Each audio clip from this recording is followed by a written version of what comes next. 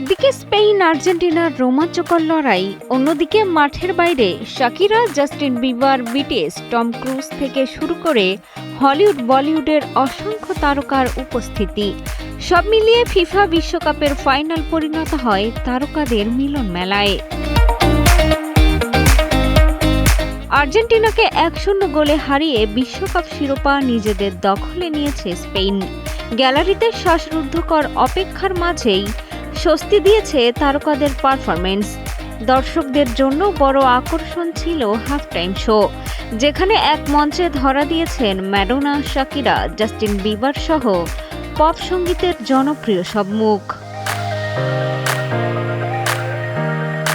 এবারের শোয়ের সবচেয়ে আবেগঘন মুহূর্তগুলোর একটি বিটিএস এর প্রত্যাবর্তন।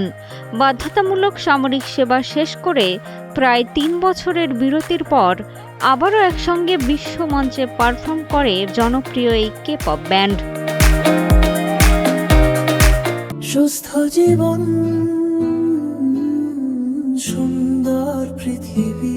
ম্যাডোনা, শাকিরা, বার্না বয়ের পাশাপাশি গিটার হাতে মঞ্চ মাতান জাস্টিন বিবারও। রঙিন আলোকসজ্জা, আতশবাজি আর বিশাল মঞ্চসজ্জায় হাফ টাইম শো হয়ে ওঠে চোখ ধাঁধানো বিনোদন আয়োজন। তবে শুধু মঞ্চেই নয়, গ্যালারিতেও ছিল তারকার মেলা।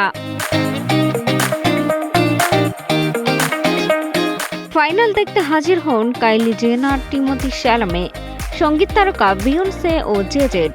গ্যালারিতে দেখা যায় ডেভিড বেকহাম, ভিক্টোরিয়া বেকহাম, নজর কাড়েন দক্ষিণ ভারতীয় অভিনেতা মোহনলাল, হলিউড তারকা টম ক্রুজ, ম্যাট ডেমন ও তার স্ত্রী লুসিয়ানা বারোসো। সব মিলিয়ে বিশ্বকাপ ফাইনাল ছিল ফুটবল, সঙ্গীত ও তারকা খ্যাতির মিলন মেলা। মিষ্টি খাতুন, কালের কণ্ঠ।